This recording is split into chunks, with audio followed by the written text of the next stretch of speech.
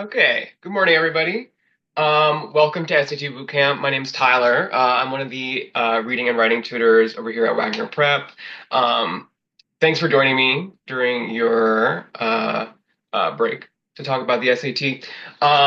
So some of you might be in the class at Midwood, so this particular day will be a little bit of a review for you, but that's cool because standard English conventions is a big deal for the SAT. If you missed it, so when you join, make sure you drop your name in the chat. That's just how we'll be taking attendance for this week of lessons. And this is being recorded. You do not have to have your camera on if you're not into that. I might ask for occasional participation or just kind of check-ins, questions, that sort of thing. You can do all of that through the chat. You can unmute whatever you feel best about. So welcome. Because this is day one, I'm going to start kind of slow and talk a little bit about kind of the SAT as a whole or the reading and writing section specifically. I don't know who here has gotten the chance to take, say, a PSAT or a practice test of some other kind, or even the SAT itself. But just wanted to do a quick overview of the types of questions, the categories of questions you'll be seeing on the reading and writing section of the SAT. So College Board makes, distributes, all that kind of stuff. They're in charge of the SAT, and they claim that there are four broader categories that build the reading writing section. So they say one, craft and structure. That is it's kind of a mixed bag of questions. All of these kind of are a mixed bag of questions. So we have craft and structure, two, information and ideas, three, expression of ideas, and four, standard English conventions. I don't know about you, but these all sound kind of abstract to me. Like I don't really know how to separate information and ideas and expression of ideas, for example. But something like craft and structure, that's where you're going to find the vocab questions. That's where you're going to find the questions that are centered on underlying pieces of information that you have to try to, think about why is this here, what is the structure of this, etc. Information and ideas, that is your reading comprehension, your prove this claim, your read this graph, Probably by Wednesday, figure out like what to do about it, etc. Expression of ideas, little bit different, but I suppose similar. This is your rhetorical synthesis when you have a bulleted list and you have to figure out how to support some kind of information available to you. And also, expression ideas is where your transition words style of questions shows up, where you're given a blank and you have to fill in with the most precise transition. And then standard English conventions. That is grammar. That is a section devoted to nothing but grammar. When you're kind of, I don't know about you, when I hear these sections kind of side by side, they sound a little abstract to me. So we've chosen to break them down into kind of six smaller groups of questions, six subcategories, six lessons. And hopefully they're a bit clearer. And to give you a kind of taste of what's going on this week, so today and tomorrow, if you happen to join us, you will learn about standard English conventions. That stays the same from the kind of College Board, pre-approved categories. But that is all about grammar. So that's where we're starting, and that is the biggest standalone kind of group of questions on the SAT. During this boot camp, we will also be covering words in context. So that's your vocab question. That's when you have a blank, it'll give you four choices of different words, and based on the context clues in the sentence, you'll have to choose which word kind of makes the sentence mean what it needs to mean. So that's your vocab.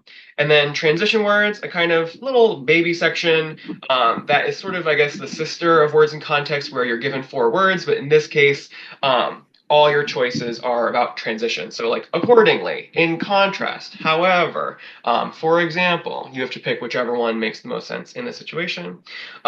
So these two, the next two, 4 and 5, will not be covered in this boot camp, but they're significant sections on their own. So pure reading comprehension, this is about big ideas. What is the main purpose? What is the main theme? What is the structure of this? Pure reading comprehension. And then we have claim data conclusion. This is a style of question that you'll have the question will be asking you, based on the claim in this passage, which of these pieces of like made up evidence would best support it?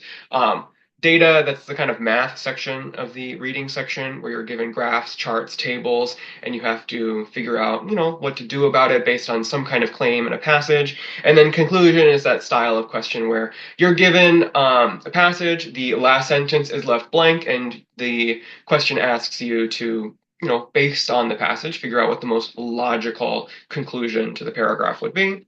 And then rhetorical synthesis, this will also be covered in our boot camp. Rhetorical synthesis is a generally smaller kind of question, category of questions, where you're given a bulleted list, you're given a kind of theoretical argument that some quote unquote student is trying to make, and you'll have to, based on the information in that bulleted list, come up with something that, makes the claim the question is asking you to make. So if these sound, if you're not quite clear on what any of this means yet, we'll go over majority of these, so you'll get to see them in action. But if you like to just kind of know what to expect from an SAT, so when the College Board says there are these four categories of questions, they say they're all kind of created equal, but because different sections just are composed differently, it actually ends up being like different types of questions end up representing more than others. So when we break it down this way, we can kind of see a bit more clearly what, what quantity of questions actually get asked. So standard English conventions, that's all about grammar, makes up approximately 25% of the SAT. So it is on its own the largest standalone section.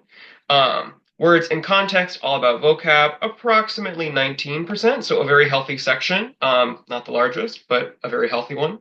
Transition words, however, definitely the smallest, only comes in at about 8%. So, good to know. Could be the make or break between like 650 and a 700, for example, but not really on its own, doing a lot. Then pure reading comprehension, this one is at about 15%, so also healthy.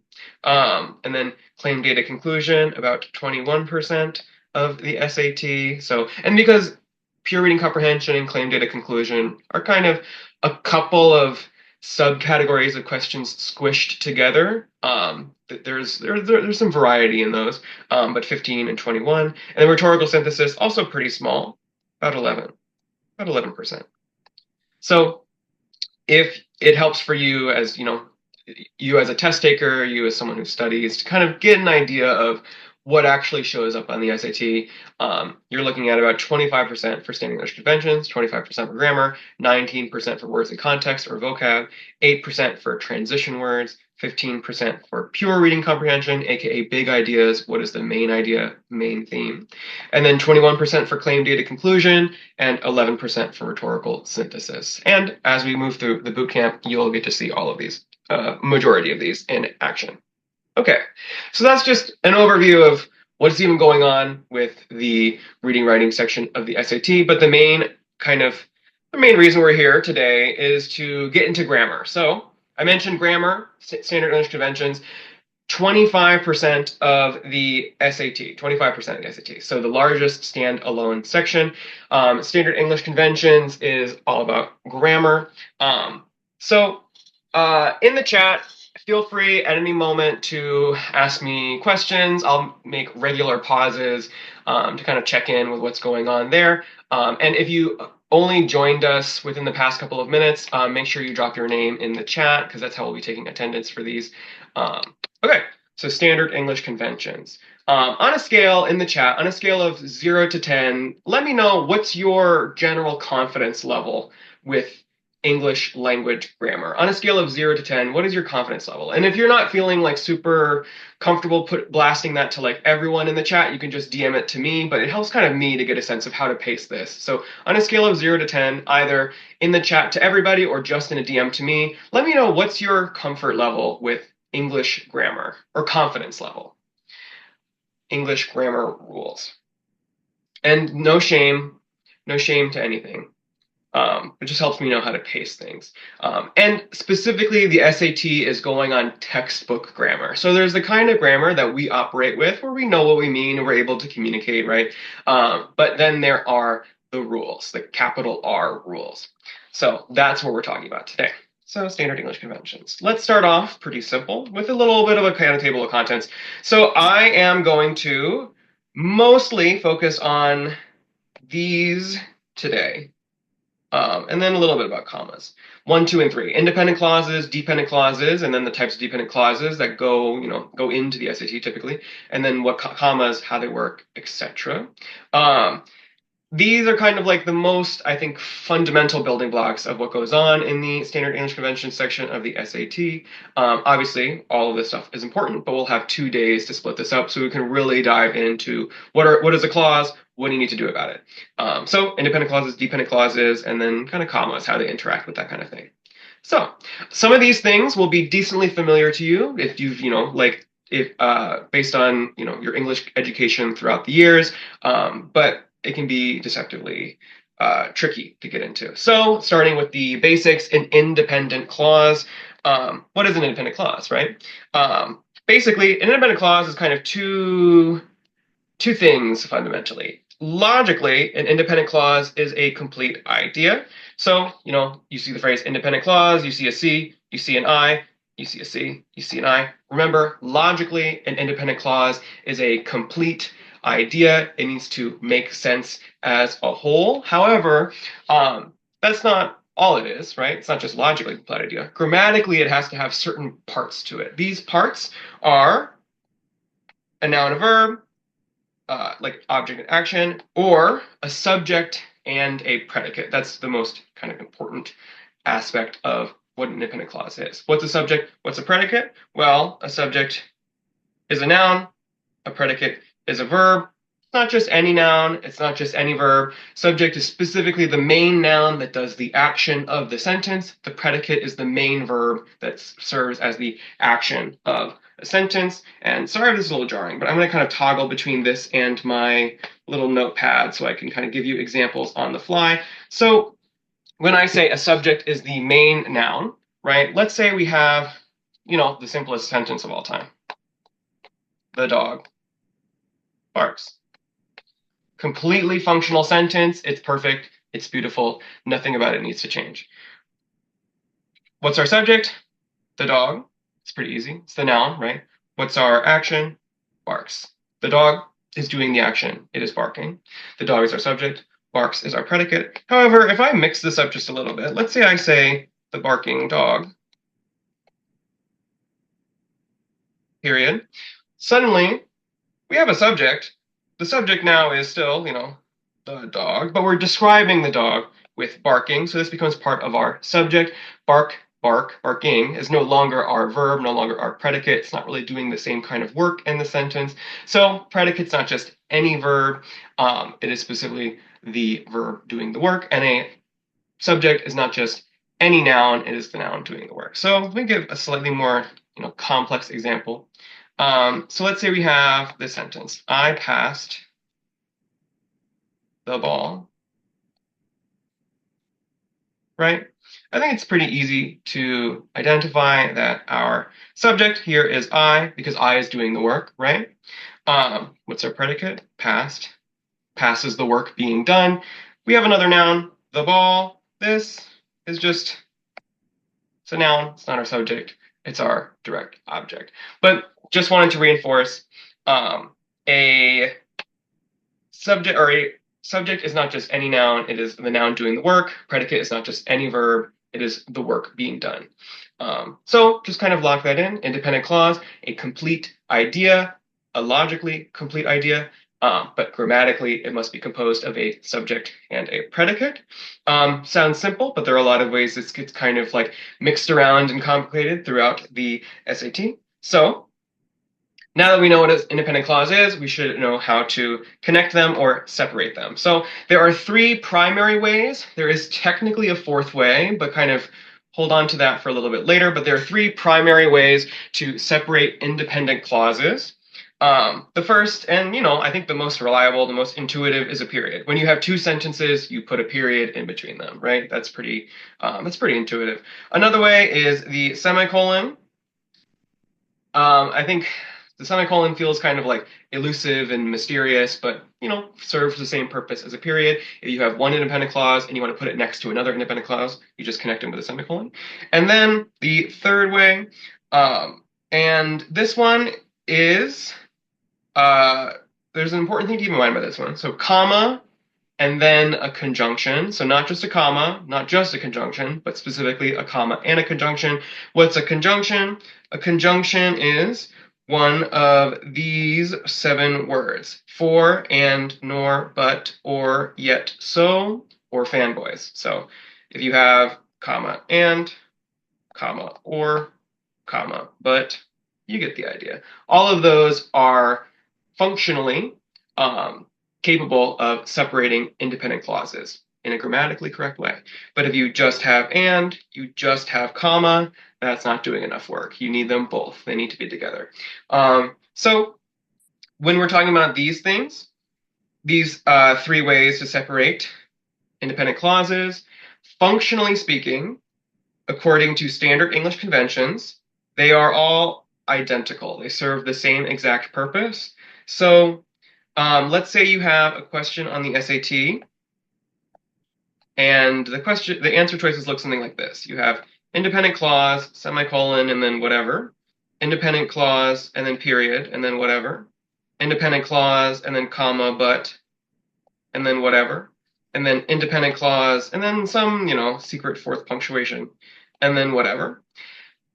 Because standard English conventions dictates that these 3 choices are functionally interchangeable, there would be no reason to pick A over B, or B over C, or C over A, because they serve the same purpose. So let's say you see these back to back in your answer choices, you can eliminate all of them and then, think seriously about what's going on in D. So keep that in mind as well. There are 3 ways to separate independent clauses: use a period, use a semicolon, use a comma and a conjunction, aka comma fanboys, comma and, comma but. But any of these 3 things could be interchanged. So keep that in mind. You can see sentences like this, and it might look crazy. There's a lot of information in it. But grammatically speaking, it's doing everything it needs to do to connect all these independent clauses. You notice, I wondered if there was anything else I might pray for, and I thought I would like to have some money. So I prayed, comma, and then I started, comma, and, you get the idea. So independent clauses, as long as you've got something like that going on in between them, you can connect them together. All right. So here's kind of like how this sort of thinking works in practice, right? How does an independent clause work? How do you connect them? What do you need to do about it? So here's a couple of examples that kind of can hopefully demonstrate the difference between in context when to apply in this case, comma conjunction, and when not to. So let's just start off with 1 and 2. So we have this first sentence: the rider had a lot of experience, but could not control the wild stallion. So when you're working with, at least in the SAT, a sentence, generally a good kind of first step is to figure out, do I have an independent clause? So do we have an independent clause here? Looks like we have a subject, the rider. Okay, that's our noun. It's doing the work. What's our predicate? Okay, we see had. Okay, we got a verb here. We need to make sure he has something, right? Because it needs to logically make sense too. Okay, he had a lot of experience. Perfectly functional sentence. So we have more information after that though, but could not control the wild stallion. But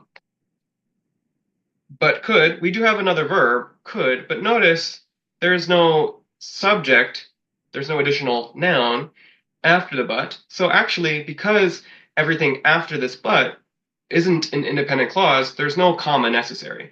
The rider had a lot of experience, but could not control the wild stallion. The only subject and predicate we've got going on occurs at the very beginning of the sentence. Everything after that can just kind of go on as it does. So the rider had a lot of experience, but could not control the wild stallion. Compare that, though, to the second example here. The rider had a lot of experience, but he could not control the wild stallion. Okay, same process. Same subject as before. The rider, that's easy. And then had We get that. Okay. So we get to but, and then let's arrange it a little bit differently here. So a new clause. When we have a new clause, we should try to figure out, does this have a subject? Does this have a predicate? In this case, we do actually have a new subject, he, and then because that he is doing some work, it could now becomes a predicate. So the writer had a lot of experience, comma, but he could not control the wild stallion. So you might notice 1 and 2 are giving you the same exact information. The 1 and 2 are giving you the same exact information, but because in this case, 2 puts a subject after the but, now a comma is necessary to connect two independent clauses. So it's not necessarily about the amount of information or how big the idea is in this case. If it has a subject and a predicate, it is an independent clause. So keep that part in mind as well. So then if you kind of look at 3 and 4, similar process. The rider had a lot of experience, but nevertheless could not control the wild stallion. Similar idea here. We have a subject, the rider, and then we have our predicate. Make sure that's color coded. We have our predicate, had, but same deal as the first one, that he doesn't come after the but. So the second half of the sentence is not an independent clause. So it's not just about how big the idea is, the kind of subject predicate idea, the grammatical pieces that go into it are the kind of important part here. Okay, so this is how this kind of gets put into practice. So I'm going to do this question, and then we have 2 more, and you all can take a shot at it as well. So I'm going to go through this one. So when I see a question like this, my first step is, let me just try to figure out where my independent clauses are and what I need to do about that. So the sentence begins, the Mission 66 initiative, which was approved by Congress in 1956, represented a major investment in the infrastructure of overburdened national blank. Okay, so we'll have to fill in that blank to kind of figure out, what's actually in the sentence. But just first things first, let me see if I have an independent clause. So we have the Mission 66 initiative.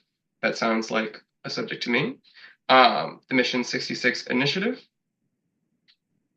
And notice it's not just one word. In this case, it's more of a phrase, but it's still doing the work here. So that's our subject.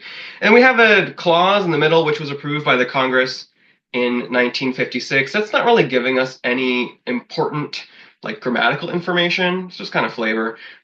So we can kind of ignore that for now. And then we see a verb, represented. Just double check, is that represented kind of connected to the subject? Is it the work being done, the Mission 66 initiative, represented? Looks like it is. So in this case, represented is our predicate. So far, so good. And because represented doesn't really work on its own, we need to figure out what the thing represents in order for this to be a complete idea. We look at the rest of the sentence, a major investment in the infrastructure of overburdened national parks. That sounds good to me. We have a complete idea to the left of the blank. So we'll just have to look to the right of the blank. Is that a complete idea too? Is that an independent clause? So same process. It prioritized physical improvements to the parks, roads, utilities, employee housing, and visitor facilities while also establishing educational programming for the public. Okay, so subject, it. Okay, that's a noun. And is it doing work? It is. It prioritized. So same deal here. We have a subject. We have a predicate. And then do we know what it prioritized? It prioritized physical improvements to the parks, roads, utilities, blah, blah, blah, blah, blah. So it's a complete idea. Also, we have 2 independent clauses. We need to connect them. I look at my answer choices. So and doesn't work on its own. It would need a comma. Using no punctuation at all doesn't work either. And a comma doesn't work on its own. I'm looking at D. A comma doesn't work on its own either. We would need an and. So in this case, the only thing that's doing everything it needs to do is C.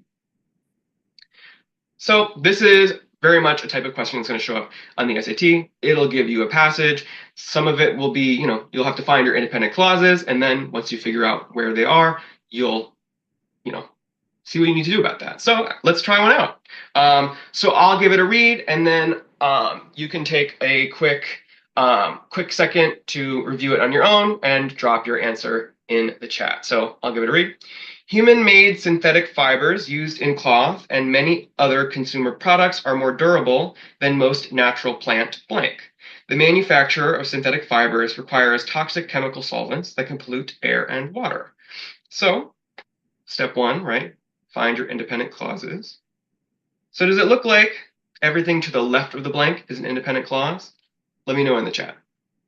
Everything to the left of the blank. Everything before the blank.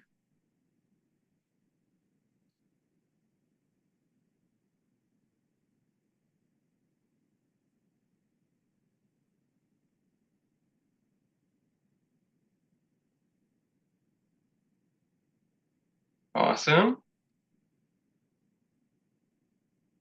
Cool. Seeing some yeses in chat. So, where's our subject?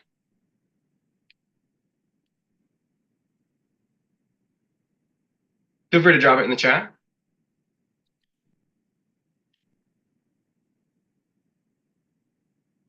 Awesome. So in this case, we have a whole phrase that's doing the work of the subject, human-made fibers. Awesome.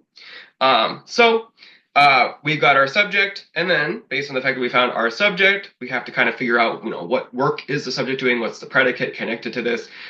So what does that look like to us? We've got our human-made synthetic fibers. That's our subject. What's its predicate?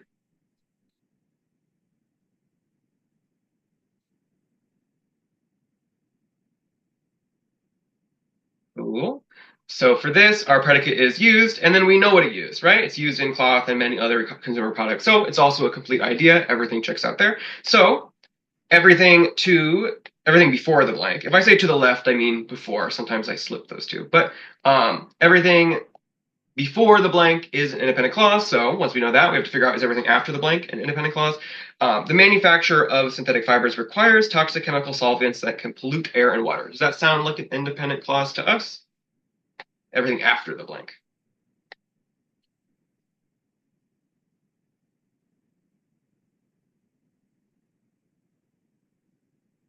Awesome. Cool. Seeing some yeses in chat. And you're feeling a little hesitant about dropping your answers to the whole group, you can always just DM me if you still want to kind of participate and practice. But awesome. I'm seeing some yeses. So in this case, we have another independent clause afterward because the kind of subject here is a phrase more than just one word. The manufacturer of synthetic fibers, that's kind of a whole subject. And then in this case, we have requires. That's our predicate, and we know what it requires. It requires toxic, blah, blah, blah, blah, blah, right? So in this case, independent clause on both sides, which means we can only use one of these choices to connect them correctly. And how does that feel for us?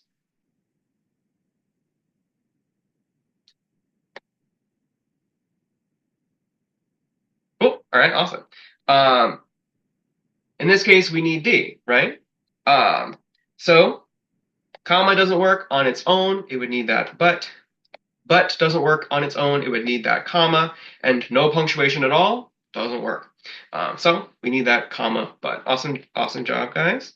And let's just do one more quick practice round. So I'm gonna give it a read, and then y'all can kind of try to work through this without my sort of assistance. So a subseasonal weather forecast attempts to predict weather conditions 3 to 4 weeks in blank. Its predictions are therefore more short-term than those of the seasonal forecast, which attempts to predict the weather more than a month in advance. Okay, so take about a minute, and when you feel like you've got an answer, just go ahead and DM it to me, so that way folks who are still working don't get spoiled or anything. But once you have your answer, just give me a DM. Private message me, I mean.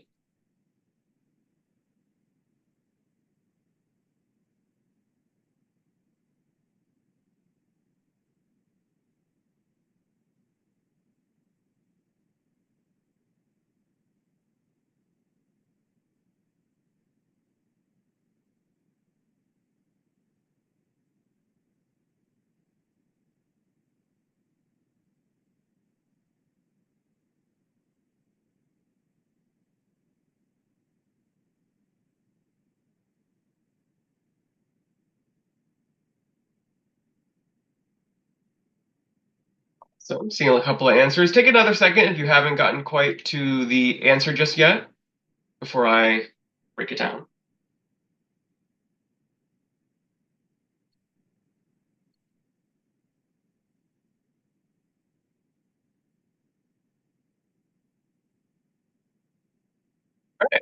Cool. All right, great work, everybody. Everyone DM'd the right answer. So in this case, we need C. Why do we need C? We have a subject here, a subseasonal weather forecast. That's our subject. And then we have attempts. That's our predicate. And we know what it attempts. It attempts to predict blah, blah, blah, blah. So we know we have an independent clause on one side. So do we have an independent clause on the other side? Its predictions are therefore, wait a second. So its predictions, that looks like a subject to me. And then are, that's a verb. Do we know what it are? It are therefore more short term. So that kind of fills in that idea. It's a complete idea. Independent clause on both sides, and therefore none of the rest of these work. So we need that semicolon. All right. Great job, everybody, so far. And the kind of building blocks of this pretty much works like that, right? Find your independent clauses and then figure out what you need to do about it. So let's talk a little bit more about how subjects and predicates work. You might have noticed I was referring to like, oh, this whole phrase is the subject versus just one word. That's a kind of important step to keep in mind as well. So this one looks a little, I guess, they both look kind of green. Here, let me highlight one with a slightly greener green. Okay, hopefully you can kind of see that. So that way you can tell them apart. Okay, so when we're talking about subject and predicate, we could just be talking about, right, a noun, the tiger, right? Sometimes it is that simple, the tiger, the noun. But sometimes a phrase can kind of do the work of a subject. In this case, the tiger that escaped the zoo. We're not talking about any tiger. We're talking specifically about the tiger that escaped the zoo. Sometimes this isn't really that like important. It doesn't change that much about your thought process. But when we're just talking about one noun, or sorry, let me put it like this. Let's just look at the second example here, the tiger that escaped the zoo. In this case, just the words the tiger, just the noun tiger, that is our simple subject, aka just like what's the noun? What is the noun that's doing work? However, the whole phrase, the tiger that escaped the zoo, that whole phrase would be our complex subject. This kind of gets built into concepts that come up a little bit later throughout the grammar lesson. But for now, a whole phrase can serve as a subject, right? Something that's important to keep in mind about this idea is that you should never, unless a whole dependent clause is going in between the two of them, which will come up a little bit later, but under normal circumstances, you should never separate your subject and your predicate with punctuation. So it would never make sense to go, the tiger, comma, ate my little sister, right? That doesn't make sense. So it would make as little sense if you went, the tiger that escaped the zoo, comma, ate my little sister, right? Because in this case, the tiger that escaped the zoo is the entire subject. So even if your subject is a complex subject, aka an entire phrase, a tiger that escaped the zoo, you still would never separate it from the predicate with punctuation unless an entire clause is in between them, and that idea will come up a little bit later. For now, you don't separate your subject and your predicate. So like what this looks like in practice would be something like this, right? This type of question actually shows up on the SAT semi-frequently. So let's just look at an example of this kind of thinking. New York University professor and researcher, comma, Joshua Grossman, comma, claims that his research is definitive and trustworthy. And the choices we have to choose from here are A, no change, aka sentence is already correct as it is. B, researcher Joshua Grossman with no punctuation at all. C, researcher Joshua Grossman with a comma after the name. Or D, researcher, comma, Joshua Grossman. So in this case, we have to figure out kind of what is our entire complex subject, right? So the actual entire complex subject is this whole phrase, New York University professor and researcher Joshua Grossman. Basically, what is the noun and what are the descriptors that are connected to it. In this case, the descriptors connected to the noun are New York University professor and researcher. Joshua Grossman might be the simple subject, but he is a New York University professor and researcher, and that all together makes up the complex subject. So remember I said you don't put punctuation in between any of these things. So if that is our entire complex subject, we can look at our answer choices. We notice that there's a comma here and a comma there, and we that doesn't really work because you don't put punctuation in between the pieces of your subject or in between the subject and the predicate. So we know it's not A because it's wrong in the sentence as it is. So let's look at the rest of them. I'm going to start at the bottom. So researcher, comma, Joshua Grossman. In this case, it doesn't really make sense to separate a part of the subject from the rest of the subject. That doesn't work. So D doesn't make sense either. And then C, if we put the comma after Grossman, that would separate the subject from the predicate. It would go Grossman, comma, claims. And that doesn't work either because you don't separate your subject and your predicate. So that only leaves us with B. Researcher Joshua Grossman, no punctuation at all. So keep in mind when you have a subject, even if it is an entire phrase or a complex subject, you don't put punctuation inside the subject unless you have a situation like this. I'm going to the first bullet point where you have multiple descriptors attached to the same subject, but in that case, you put the punctuation in between the descriptors, strange, comma, ugly, comma, chubby. But notice chubby and old man are not separated by punctuation.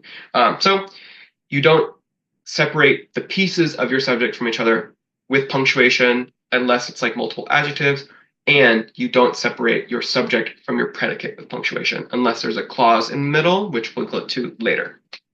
So keep that in mind for now. We'll just do one quick example of that one. So I'll kind of read this one out, and then y'all can take a crack at it. So this is generations of mystery and horror blank have been influenced by the dark Gothic stories of celebrated American author Edgar Allan Poe. So we're trying to figure out where is our actual subject and what we need to do about that. So generations of mystery and horror writers, that would be the whole phrase. That would seem like our subject, right? Generations of mystery and horror writers. And then our predicate would be have. So based on that, what should we do about it? Awesome. Cool, cool, cool. All right, great work, everybody.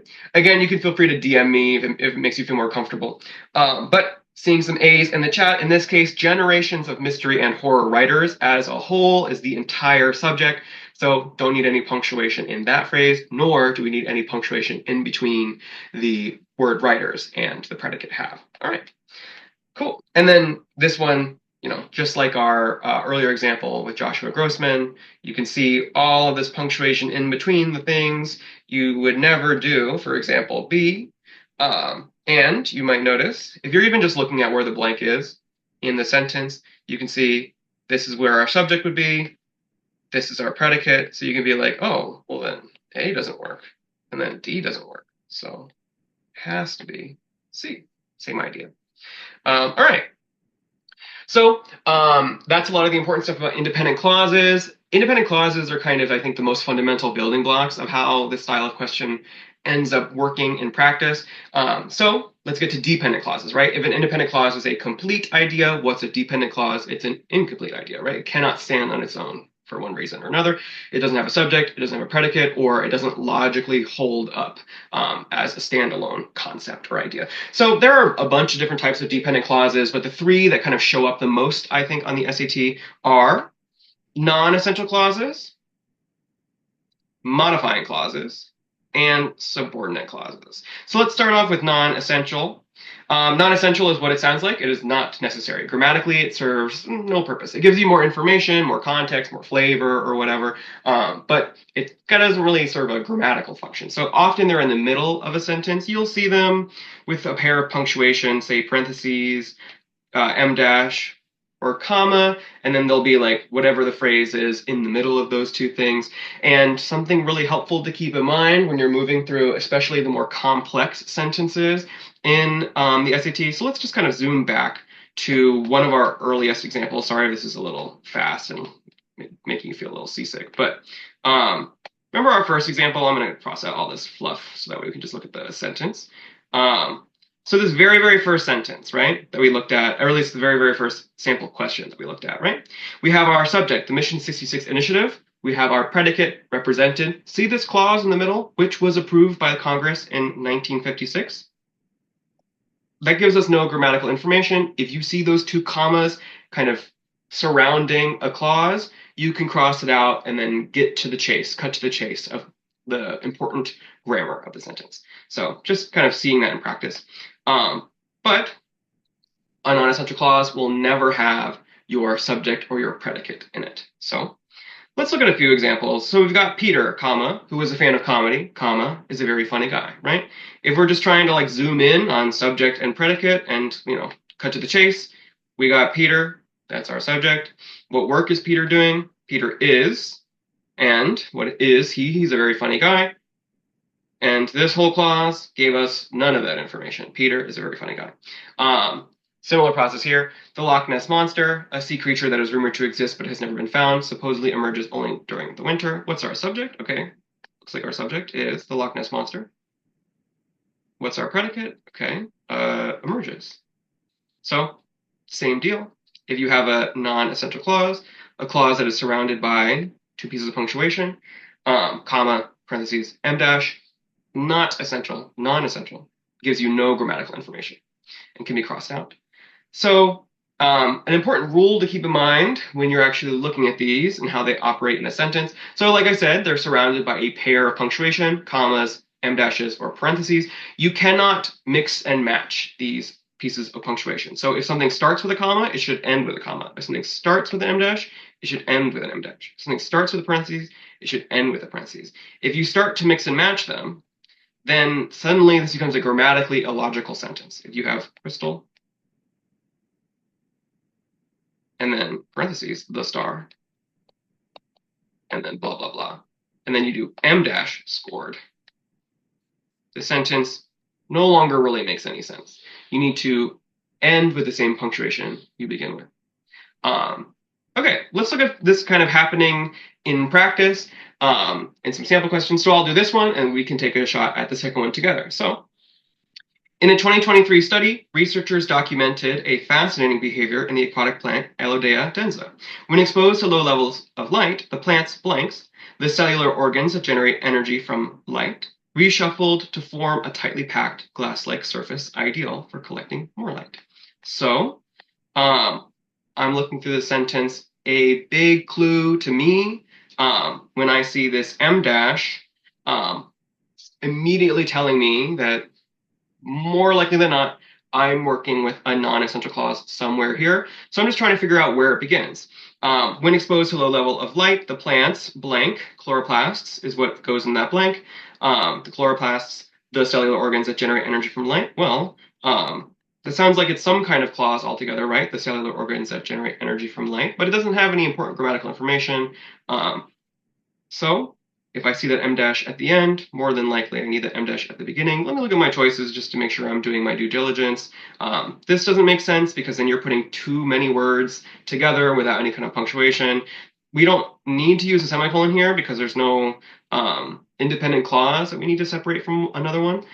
So C and D, but remember, we have an em dash, so we need to use another em dash to begin this phrase. All right, cool. And thanks for your D's in the chat. So in this case, we need that em dash. Let's take a shot at this one. So I'll read it and then y'all can try it out on your own. So photosynthesis, the mechanism by which plants use sunlight to turn carbon dioxide and water into blank, is fueled in part by an enzyme called photosystem 2 that harvests energy-giving electrons from water molecules. So try this one out on your own, and when you feel like you're ready, private message me your answer.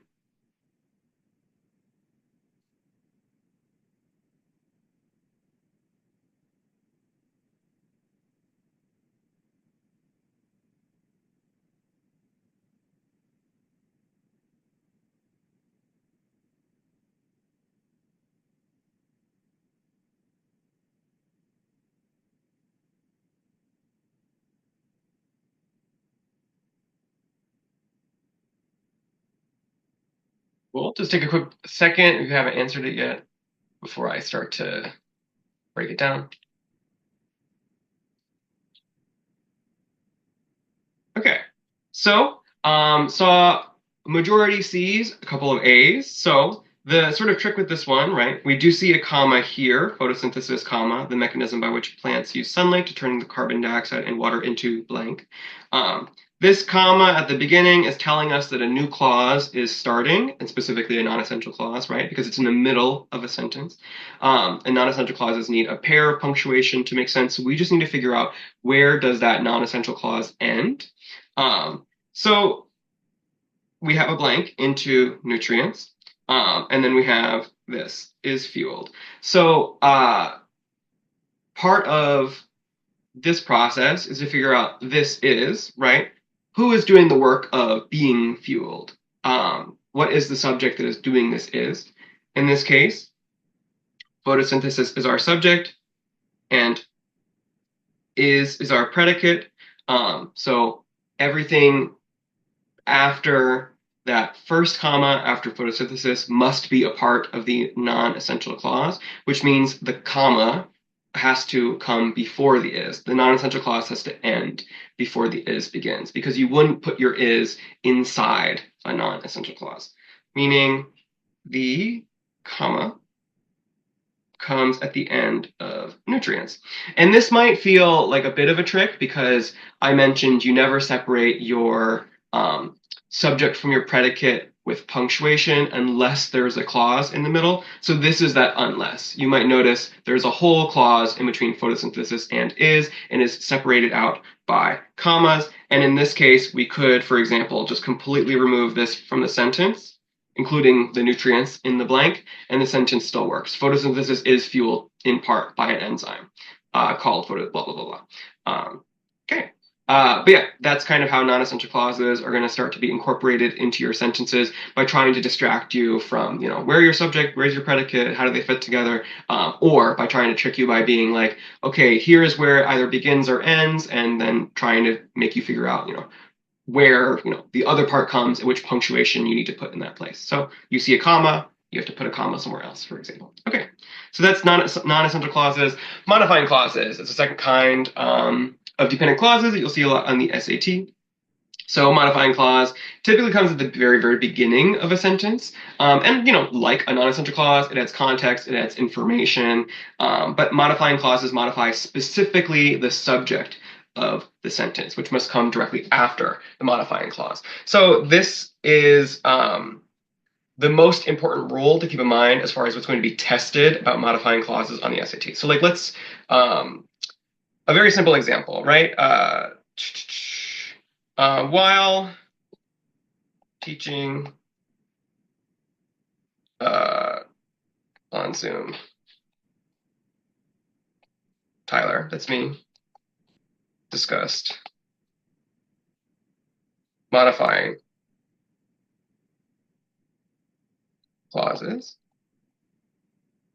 So the modifying clause in this situation is this phrase at the beginning, while teaching on Zoom. This as a whole is our modifying clause. So notice, Tyler, me, that's the subject of the independent clause afterward. Tyler discussed. Tyler is the noun. Discussed is the work that Tyler is doing.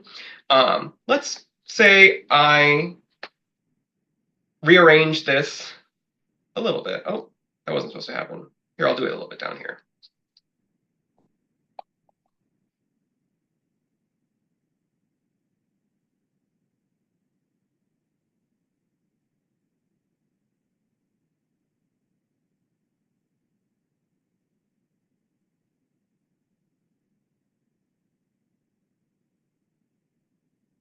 Okay.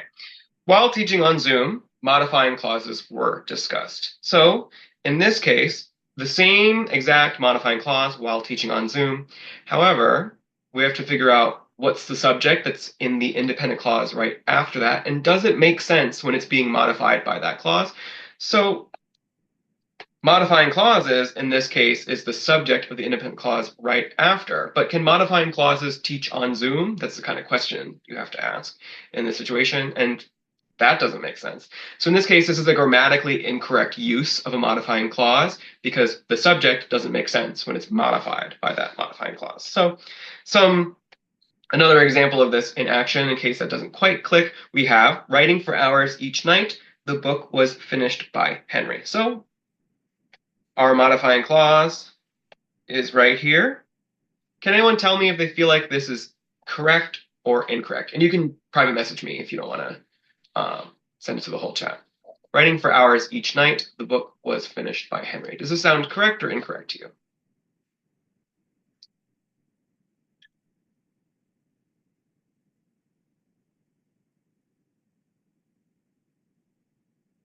Nice, awesome, awesome. Cool. All right, pretty much everyone said incorrect. So in this case, right, what's our subject of the clause that comes after the modifying clause? The book. The book was, right? The book is the thing being finished. Books can't write, so this doesn't work. All right, great work, everybody. And then, yep, this is incorrect. The book doesn't make sense when it's modified by the clause. So then you have to rearrange it for something like writing for hours each night. Henry finished the book, right? That works. So we can jump to a quick practice question here. I'll do this one. All right. So I'll give it a read and then you all can try it. So despite being cheap, versatile, and easy to produce, blank, they are made from non-renewable petroleum and most do not biodegrade in landfills. So when you look at answer choices like this and you see four phrases with basically the same choice of words but in different orders, more than likely you're working with this modifying clause rule. So you have to find your modifying clause, figure out what would make sense to be modified by that clause, and then make sure that the subject in the independent clause after can agree with that modifying clause. So we have four choices here. You have to figure out which one has a subject that can be modified by that clause. So take a quick sentence, review it, and then we can break it down. And if you feel like you have the answer, you can private message me your choice.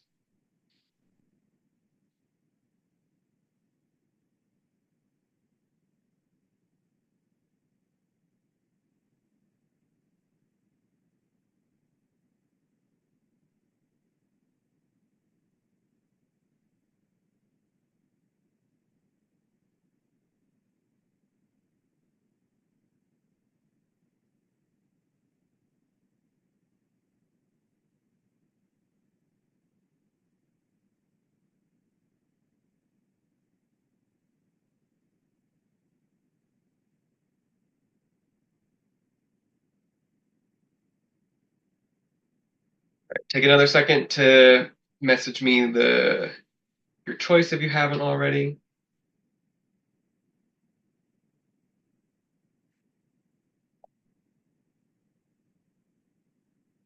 Okay. All right, so I'm going to give this one a quick kind of breakdown. So in this case, looking at our answer choices, we see the same phrase in slightly different orders. We're working with the modifying clause rule. So we should figure out what's our modifying clause and, from there, what makes sense to be modified by it. So the modifying clause here is despite being cheap, versatile, and easy to produce. So the subject of the independent clause that comes must be something that can be cheap, versatile, and easy to produce. So let's figure out what the subjects of our choices are here. So we have there is the subject here. There can't be cheap, versatile, and easy to produce. That doesn't quite make sense. There isn't something that you produce. So let's look at B, C, and D. B, two problems are associated with commercial plastics. So in this case, two problems would be our subject. And while it seems like cheap and like the things that come after the blank are problems, a problem isn't cheap, a problem isn't versatile, a problem isn't easy to produce, right? So in this case, B doesn't work when it's modified by the clause. And then let's look at C. So in this case, we've got a complex subject here, and the whole subject altogether is commercial plastics, two associated problems. which kind of has the same issue as B in this case, because problems ends up being the subject, the simple subject, and a problem cannot be cheap, a problem cannot be versatile. So in this case, C is one you want to eliminate. So that only leaves us with D. In this case, commercial plastics is the subject of that final answer choice, and a plastic can be cheap, a plastic can be versatile, and a plastic can be easy to produce. So this one feels a little tricky. It's something you'll have the opportunity to practice a little bit more. But the kind of key here is once you identify what your modifying clause is, just kind of take a second. What can that thing actually modify? What makes sense when you call it cheap or call it versatile in this case? And then review your answer choices, figure out what the subject is of each of them, and then kind of, check that against the modifying clause. A plastic can be cheap, but a problem cannot be cheap, if that makes sense. Okay, so there's only one more type of dependent clause, and then we will break for the day. So a subordinate clause, right? Subordinate clauses, I'll actually go here first and then go back to how they work. So let's look at this first sentence. Mike's favorite flavor of ice cream is chocolate. Let's just zoom in on this on its own. Mike's favorite flavor of ice cream is chocolate. Totally functional, independent clause. No notes about it, right? Works as a standalone sentence. If you had Mike's favorite flavor of ice cream is chocolate, you could do comma, but he ordered vanilla. Completely clicks. Nothing wrong with it, right? But let's imagine we do this. Ignore the rest of this for now, but let's say we have the sentence, although Mike's favorite flavor of ice cream is chocolate, but he ordered vanilla. That doesn't really work. Suddenly we have, although Mike's favorite flavor of ice cream is chocolate, if we just take that on its own, it's no longer an independent clause because although what, right? Although Mike's favorite flavor of chocolate, is chocolate, there's still something about that idea that needs to be completed in order for it to stand alone. So let's say you have, although Mike's favorite flavor of ice cream is chocolate as your new clause, you don't actually need that but. You can just say he ordered vanilla because although makes that clause a dependent clause. So a subordinate clause pretty much has everything it needs to be an independent clause, but it has one of these words, I saw a wubbub, in front of it. So I saw a wubbub if, since, as, when, although, while, after, before, until, because. If you have one of these words in front of an independent clause or in front of a clause, it makes that clause a subordinate clause, or it makes that clause a dependent clause. So it doesn't matter what's actually in that clause. If it has one of these words in front of it, it is a dependent clause and cannot stand on its own. Because if what, although what, because what, that kind of thing. So it's no longer a complete idea. So if you see one of these words, you're working with a dependent clause no matter what is inside of it. I saw a wubbub. Take a second if you're noting that down. If, since, as, when, although, while, after, before, until, and because. Okay, so we only have about 1 more minute, so I just want to, I'll hold on to this until next time. So actually tomorrow we'll pick up with the rest of standard English conventions. These two, independent clauses and dependent clauses, are going to get you the most mileage out of the standard English conventions section. So the rest of these we can cover tomorrow. Thanks for joining me on a Monday morning to talk about grammar. We'll be doing this math and English throughout the week, so feel free to drop in as many as you'd like. If you haven't already, feel free to just drop your name in the chat for attendance. And if you want, you can also linger for a few minutes after to ask any follow-up questions about anything we covered today. But yeah, thanks everybody. Maybe see you tomorrow, maybe see you later in the week as well. Have a good one.